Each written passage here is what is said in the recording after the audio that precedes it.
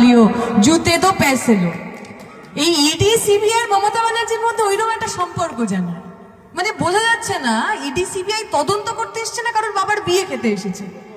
একটা জায়গায় রেড হচ্ছে, সিবিআই ইডি একজনের বাড়িতে গেছে টাকা তছরূপের জন্য, বিভিন্ন ভাবে দুর্নীতি হয়েছে সেটা তদন্ত করতে ইডি সিবিআই গেছে।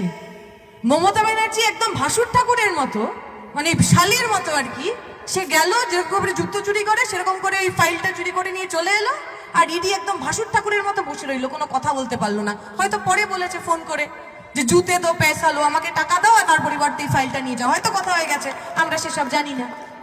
এখন যে মানুষ আমার মাইকের আওয়াজ শুনতে পাচ্ছেন, যারা মনে মনে খুব আশ করেছিলেন সেই 14 সাল থেকে যে বিজেপিকে ভোট দেব, বিজেপি এখানে আসবে আর মমতা দিদিকে টাইট দেবে, আমি আপনাদের বলছি, যে মানুষগুলো বোকা বলছেন, যে মানুষগুলো ভাবছেন তৃণমূলকে টাইট দেওয়ার জন্য বিজেপিকে ভোট দেবেন, আমার কথা মিলিয়ে নিন।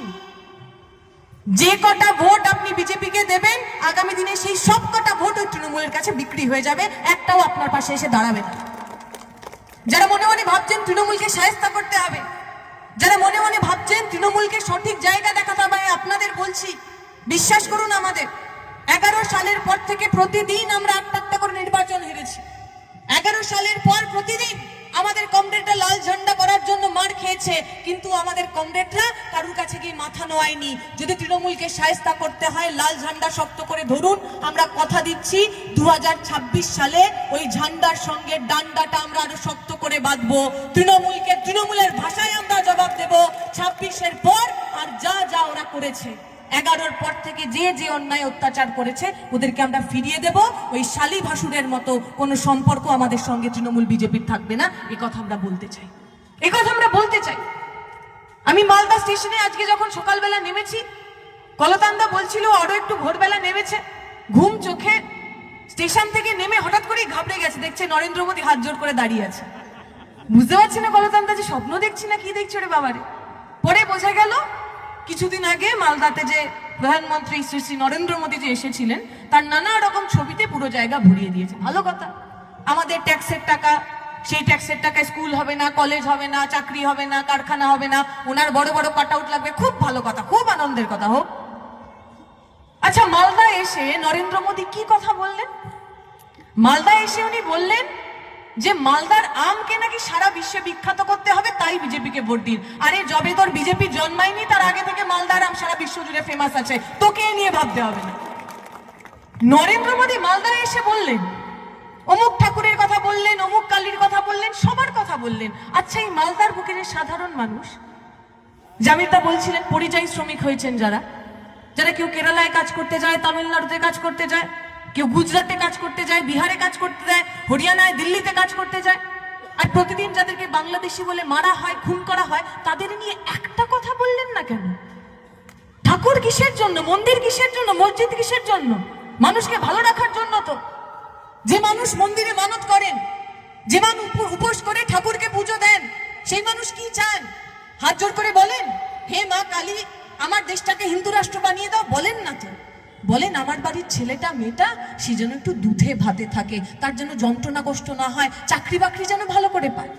এই রোজার মাস আসছে, যে মায়েরা বোনেরা সারাদিন উপোস করেন, তারপরে সন্ধ্যেবেলা ইফতারি রাঁধেন, বাড়ির লোকজনকে খাওয়ান, তারা যখন নামাজ আদা করেন কি চান আল্লাহর কাছে? বলেন ইসলামিক রাষ্ট্র করে দাও গো ভারতকে।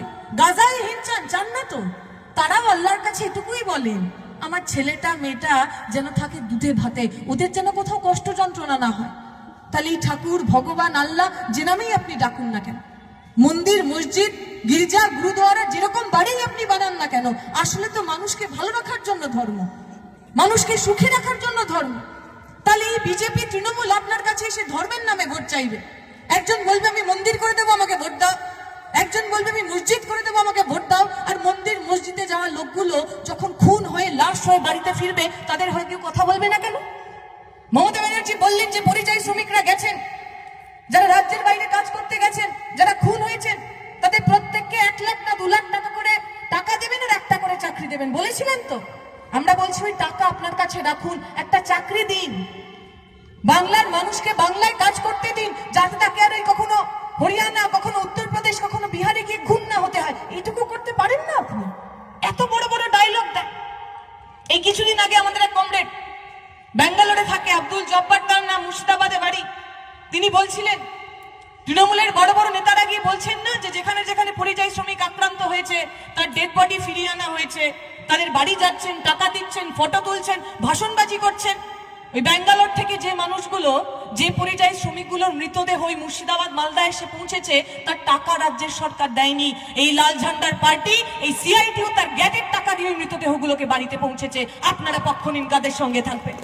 আমরা আসবো না আপনার কাছে, বলবো না আপনি মুসলমান তাই আমাদের ভোট দিন, বলবো না আমরা আপনি হিন্দু তাই আমাদের ভোট দিন, কিন্তু আমরা বলবো আপনার বাড়ির, আপনার গ্রামের ছেলেটা মেয়েটা যদি কালকে ব্যাঙ্গালোর, কালকে দিল্লি, কালকে মুম্বাইতে কাজ করতে গিয়ে আক্রান্ত হয়, তৃণমূল বিজেপি আমরা জানি না, সরকারে কে আছে আমি জানি না, পরিযায়ী শ্রমিককে বাঁচানোর জন্য লাল ঝান্ডা বুক পেতে দেবে, লাল ঝান্ডা ছাতা হয়ে আপনার মাথায় থাকবে।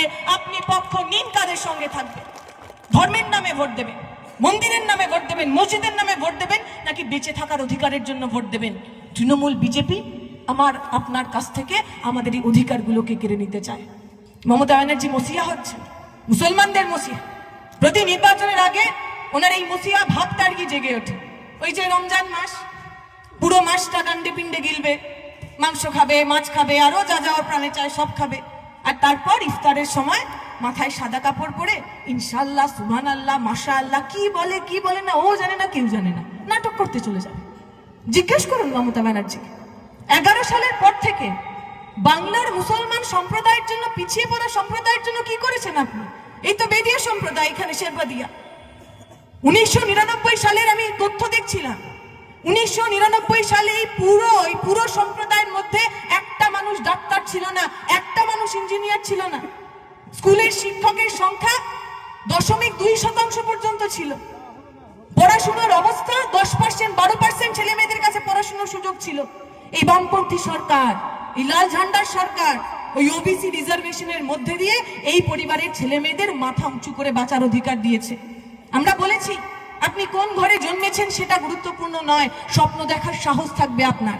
আপনি গরিব হন, আপনি শ্রমিক হন, আপনি কৃষিজীবী হন, আপনার পরিবারের ছেলে মেয়েরা মেধা থাকলে সে ডাক্তার হবে, ইঞ্জিনিয়ার হবে, এমএলএ হবে, এমপি হবে, কেউ আটকাতে পারবে না।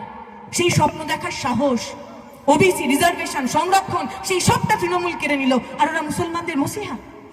11 সালের পর থেকে একটার পর একটা মানুষ খুন হয়েছে।